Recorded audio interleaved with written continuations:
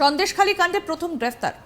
সন্দেশখালীর সরবেরিয়া এলাকায় গত 5ই জানুয়ারি তৃণমূল নেতা শেখ শাহজাহানের বাড়িতে ইডি হানা দিলে ইডি আধিকারিকদের ওপর হামলা এবং মারধর করেন শেখ শাহজাহানের অনুগামীরা। এই ঘটনায় দুই শাহজাহান অনুগামীকে গ্রেফতার করে শুক্রবার 12ই জানুয়ারি বসিরহাট মহকুমা আদালতে তোলা হয়।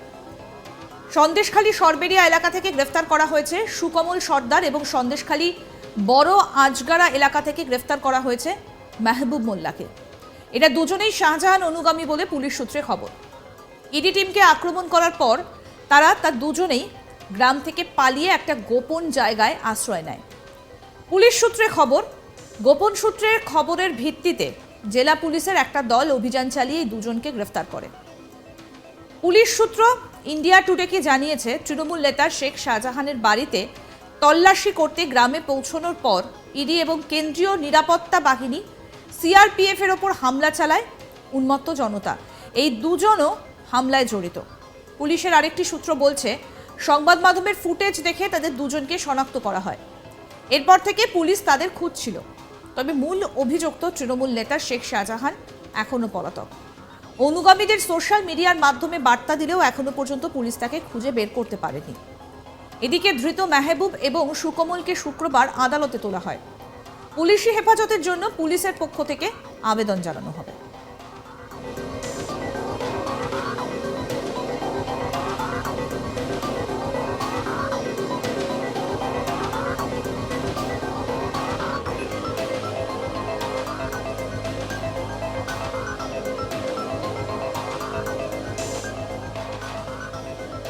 আমাদের প্রতিনিধি তপন মণ্ডল কি প্রতিবেদন তুলে ধরলেন, আসুন দেখি।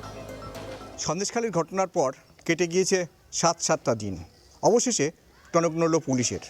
গোপন সূত্রে খবর পেয়ে সন্দেশখালীর নেজার থানার পুলিশ এদিন ভোরে অর্থাৎ শুক্রবার ভোরে সন্দেশখালীর সরবেরিয়া এলাকা থেকে মেহবুব মোল্লা ও সন্দেশখালীর আজগারপাড়া এলাকা থেকে সুকমল সর্দার নামে দুই অভিযুক্তকে গ্রেপ্তার করেছে।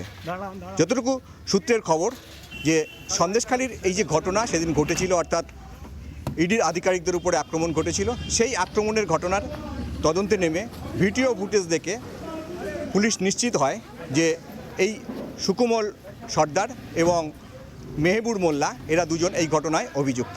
এবং তারপরেই কিন্তু গত রাতে গোপন সূত্রে খবর পেয়ে তল্লাশি শুরু করে নেজার থানার পুলিশ এবং আজ ভোরে তাদেরকে গ্রেপ্তার করা হয়।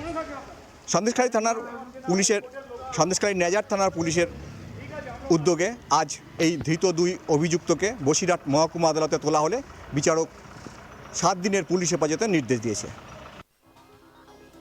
উল্লেখ্য, শেখ শাহজাহান এখন কোথায় আছেন সেটাই এখন লাখ টাকার প্রশ্ন। বিজেপির তরফে অনেকেই বলছেন শেখ শাহজাহানকে নাকি সাহায্য করছে তৃণমূল।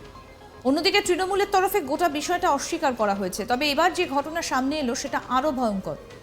সন্দেশখালীতে শেখ শাহজাহানের বাড়িতে তল্লাশিতে গিয়ে ইডি আধিকারিকদের আক্রান্ত হবার ঘটনায় বসিরহাট পুলিশ সুপারকে করা ইডির লিখিত অভিযোগে তারা 307 ধারায় মামলা রুজু করার আবেদন জানিয়েছিল। আর সেই অভিযোগপত্রে ইডির দাবি, তারা শেখ শাহজাহানের বাড়ির সামনে পৌঁছানোর পর শেখ শাহজাহানের মোবাইলে ফোন করা হয়।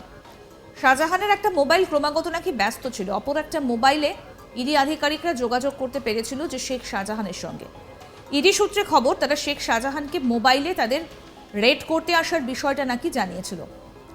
এরপরে অপর প্রান্ত থেকে মোবাইল ফোনটি ডিসকানেক্ট করে দেওয়া হয়, এমনই দাবি ইডির। তাই ইডির আধিকারিকদের অনুমান শাহজাহান নিজেই ফোন করে লোকজন ডেকে আনে। গোটা ঘটনায় কিন্তু নতুন করে শেখ শাহজাহানের বিরুদ্ধে একাধিক বিস্ফোরক অভিযোগ উঠেছে।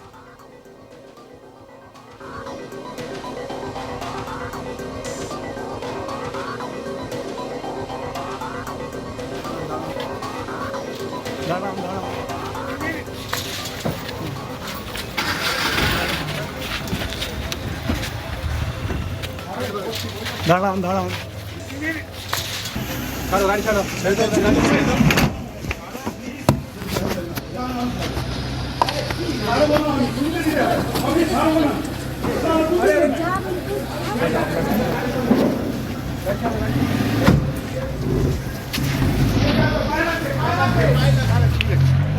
যেটা করলেন না পবিত্র মন হয়নি যে আপনি এটা করবেন। আমি মনে থাকবে আপনার কোর্টের লোক ঠিক আছে, আমরাও কাজ করছি। সন্দেশখালী কাণ্ডে প্রথম গ্রেফতার। সন্দেশখালীর সরবেরিয়া এলাকায় গত 5ই জানুয়ারি তৃণমূল নেতা শেখ শাহজাহানের বাড়িতে ইডি আধিকারিকদের ওপর হামলা এবং মারধরের ঘটনায় 2 শাহজাহান অনুগামীকে গ্রেফতার করে শুক্রবার অর্থাৎ 12ই জানুয়ারি বসিরহাট মহকুমা আদালতে তোলা হয়। সন্দেশখালীর সরবেরিয়া এলাকা থেকে গ্রেফতার করা হয়েছে সুকোমল সর্দার এবং সন্দেশখালীর বড় আসগড় এলাকা থেকে গ্রেফতার করা হয়েছে মাহবুব মোল্লাকে। আরও আপডেট পেতে আজ তাক বাংলার ইউটিউব চ্যানেল সাবস্ক্রাইব করুন, নোটিফিকেশন পেতে বেল বাটন অপশন প্রেস করুন। এই ভিডিও সম্পর্কে আপনাদের মতামত জানান, কমেন্ট করুন, শেয়ার করুন, হোয়াটসঅ্যাপে ফলো করুন আজ তাক বাংলা।